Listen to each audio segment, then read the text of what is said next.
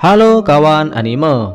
Oke, pada kesempatan kali ini saya akan membahas Boruto to Blue Vortex Part 2 Chapter 1. Di situ Sarada terlihat sangat kesal dengan sikap Shikamaru yang tidak mengerti maksud dan tujuan Sarada. Shikamaru terlihat sangat marah terhadap sikap Sarada kepadanya. Shikamaru mengatakan kepada Sarada bahwa tindakan Boruto sudah melewati batas dan Boruto juga seorang shinobi pemberontak. Sarada terus membujuk Shikamaru yang sudah terkena kekuatan dahsyat omnipotensi milik Eda. Sarada mengatakan bahwa hal itu tidak benar. Sarada juga meyakinkan Shikamaru dengan mengatakan mana mungkin Boruto tega membunuh orang tuanya sendiri. Bahkan Konohamaru yang sedang di situ tidak percaya perkataan Sarada. Konohamaru memperjelas bahwa dia memiliki bukti yang kuat dari Shinrigan Eda bahwa Boruto telah bersalah. Sarada terus memberontak kepada Shikamaru dan Konohamaru saat itu agar perintah untuk membunuh Boruto segera dicabut dan agar Boruto bisa menjelaskan keadaan ini sendiri. Shikamaru nampak tidak menyetujui permintaan Sarada. Shikamaru memperjelas bahwa ini bukan hanya keinginan dia, melainkan ini juga keinginan seluruh penduduk. Banyak penduduk desa yang marah karena Boruto berkhianat. Shikamaru memerintahkan Sarada agar cepat keluar dan secepat mungkin agar kembali ke misinya. Lantas di situ Sarada mengatakan tidak sopan kepada Shikamaru yang telah menjadi Hokage. Dasar kepala batu. Konohamaru yang berada di dekat Shikamaru sangat marah kepada Sarada karena telah mengatakan hal yang seharusnya tidak diucapkan kepada Hokage. Shikamaru sendiri pada manga Boruto to Blue Vortex Chapter 1 telah menjadi Hokage ke-8 dan Shikamaru sangat dihormati oleh penduduk desa Konoha. Di situ, Shikamaru mengatakan kepada Sarada, "Aku sangat khawatir padamu Sarada. Kalau kau terus begitu, kau akan mungkin jadi genin selamanya." Sarada berkata, "Yang jadi panutanku adalah Hokage ke-7, Naruto Uzumaki, bukan dirimu yang sekarang menjadi Hokage ke-8." Setelah Sarada keluar dari kantor Hokage, Sarada bertemu dengan Sumire. Sumire mengatakan kepada Sarada, sebagian besar penduduk bahkan tidak menyadari bahwa ada kejanggalan akibat efek dari Zenno. Zenno sendiri merupakan kekuatan mata Shinrigan milik Eda yang dapat berubah nasib seseorang. Jika kita ketahui sendiri, nasib Boruto dan Kawaki saat ini sudah tertukar akibat kekuatan dahsyat ini. Kekuatan Zenno dari mata Eda ini membuat dunia Boruto dan Kawaki kacau balau. Boruto sendiri menjadi ninja pelarian dan diburu oleh para ninja Konoha. Saat itu, para penduduk desa Konoha menganggap Kawaki menjadi putra dari Hokage ke-7. Sebaliknya, para penduduk menganggap bahwa Boruto adalah orang asing, pemberontak, dan pengkhianat. Di situ Sarada dan Sumire berbincang-bincang terkait masalah yang terjadi. Sumire sendiri mengatakan ini adalah hal yang aneh. Tidak mungkin Kawaki lahir di desa Konoha, sedangkan tubuhnya dimodifikasi oleh Kara. Sarada sangat kebingungan dengan masalah yang terjadi. Sarada mengatakan bahwa ini bukan kekuatan biasa. Ini adalah kekuatan yang sangat gila. Sarada yang bertemu dengan Eda mengatakan, "Kenapa kalian belum menyerah? Ini sangat mustahil untuk kalian mengubah segalanya." Sama seperti kekuatan pemikat Eda yang bahkan Eda sendiri tidak bisa untuk mengontrol kekuatannya. Di situ Sarada yang sedang bersama Sumire mengatakan kepada Eda bahwa dia belum menyerah dan akan berusaha sekuat mungkin. Zenno sendiri merupakan salah satu Shinjutsu Otsutsuki. Kekuatan ini memiliki kemampuan dalam mewujudkan keinginan, seperti keinginan Kawaki saat itu terwujud melalui perasaan bawah sadar Eda yang tidak bisa dikontrolnya. Kekuatan omnipotensi yang dapat merubah nasib Boruto dan Kawaki saat itu. Kekuatan tersebut bisa menulis ulang ingatan seseorang dan hasilnya posisinya keduanya bisa tertukar. Di situ Sarada terus bertanya kepada Eda, apakah kekuatan semacam ini tidak bisa mengembalikannya ke semula? Eda mengatakan orang-orang yang terkena kekuatan Zenno ini tidak akan bisa memahami perasaan kalian, meskipun kalian menjelaskan fakta yang sebenarnya. Bahkan jika kalian memaksa, kalian sendirilah yang akan dianggap janggal oleh semua orang. Meskipun cara kalian sangat realistis untuk dilakukan, tentu saja pasti ada risikonya tersendiri.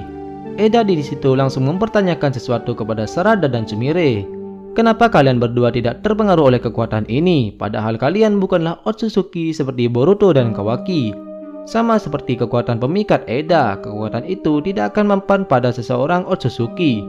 Eda memperjelas kepada Sarada dan Sumire, kekuatan ini juga tidak terpengaruh pada Daimon yang punya hubungan darah dengan Eda. Tapi kalian berdua berbeda, kenapa kalian masih bisa mempertahankan ingatan kalian? Bahkan Eda mengatakan, apakah kalian benar-benar tawananku? Di situ Sarada dan Sumire sangat ketakutan karena jika mereka jujur dengan berkata mereka tidak terkena efeknya, bisa-bisa nyawa Sarada dan Sumire bisa melayang saat itu juga. Di situ Sumire mengatakan dengan berbohong kepada Eda dan Daemon bahwa dia cuma tidak memperlihatkan efeknya saja. Sumire memperjelas bahwa mana mungkin ada orang biasa yang tidak menjadi tawananmu, Eda.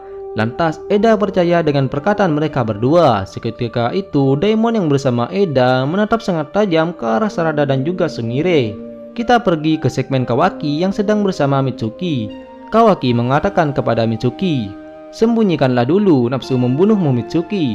Mitsuki mengatakan kepada Kawaki, "Dia Boruto pasti berkeinginan untuk terus mengincar nyawamu. Dia Otsutsuki yang sama seperti dirimu. Bisa saja dia memakai teknik untuk menghilangkan cakra dan diam-diam untuk membuntutimu." Kawaki mengatakan kepada Mitsuki, "Jika saja dia datang ke desa Konoha, aku pasti merasakan keberadaannya sekalipun dia bisa lolos dari tim pendeteksi. Dia tidak akan bisa menipu mataku." Di situ Mitsuki yang terkena kekuatan dahsyat Eda ingin selalu melindungi Kawaki. Mitsuki akan membunuh Boruto dengan tangannya sendiri. Sekarang Mitsuki sedang bersama mataharinya yang palsu karena matahari yang sesungguhnya adalah Boruto.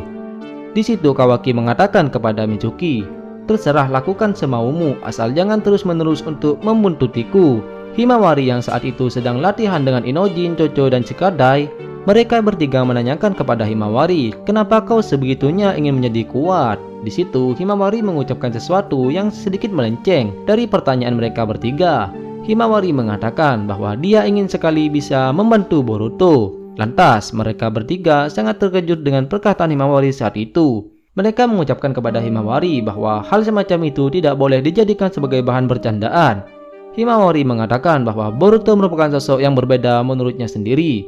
"Dengan mata kepalaku sendiri, Boruto saat itu mempertaruhkan nyawanya demi melindungiku dan juga ayahku."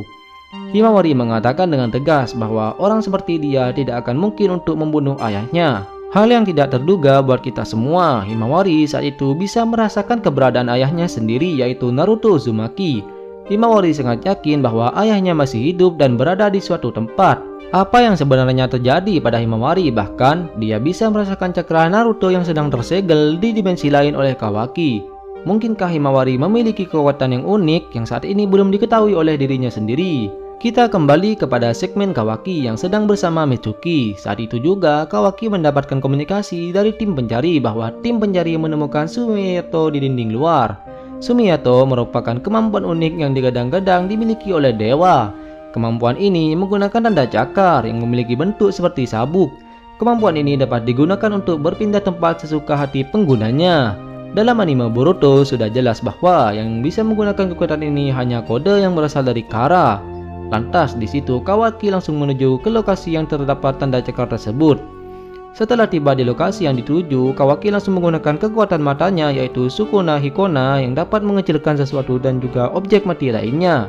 Tim pencari saat itu curiga bahwa kode memiliki dendam yang sangat mendalam kepada Boruto. Sampai-sampai dia terus-menerus menaruh tanda cakarnya di sekitar lokasi desa Konoha. Tiba-tiba di situ terdapat tanda cakar milik kode pada salah satu tubuh tim pencari.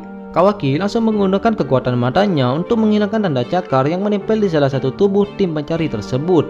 Ternyata tanda cakar milik kode sudah tersebar di sebagian tubuh penduduk desa Konoha. Di situ Kawaki menyuruh kakek ke-8 yaitu Shikamaru untuk mengumpulkan semua orang yang sedang mencari tanda cakar milik kode.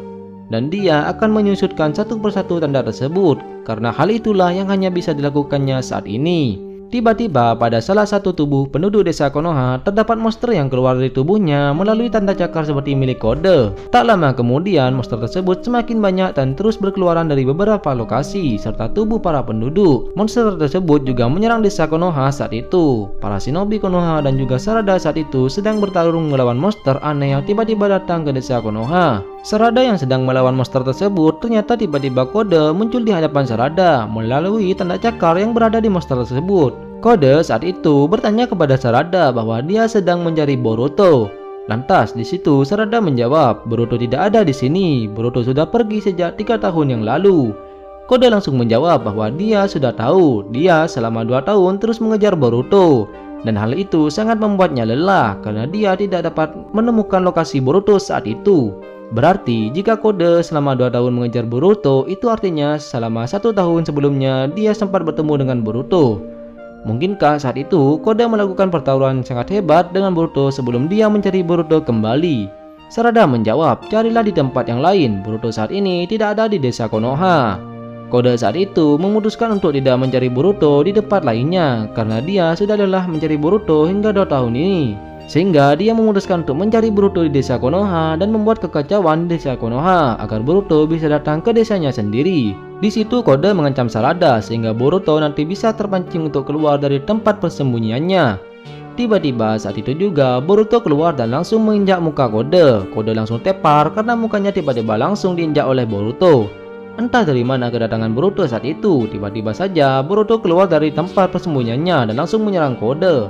Terlihat penampilan Boruto sangat kece dengan memakai jubah hitam dan memiliki pedang yang mirip dengan Sasuke. Sarada saat itu tercengang melihat Boruto yang secara misterius muncul di hadapannya dan langsung menyerang Kode. Boruto mengatakan kepada Kode bahwa cara berpikirmu yang menjijikan itu yang membuat kau dijauhi oleh para perempuan. Di saat itu juga Kawaki langsung menyadari bahwa ada cakra yang besar sedang berada di desa Konoha. Setelah Kawaki sampai di lokasi, ternyata saat itu juga dia melihat Boruto dan Kode yang sedang bertarung. Seketika itu, ketiga karma berkumpul di satu lokasi desa Konoha dan mereka saling menatap tajam satu sama lainnya. Bagaimana kisah selanjutnya? Apakah akan terjadi pertarungan yang sangat besar di desa Konoha? Ataukah Boruto memilih untuk pergi dan kembali ke tempat persembunyiannya? Kita pantau terus cerita selanjutnya. Thanks you for watching. See you the next video. Bye.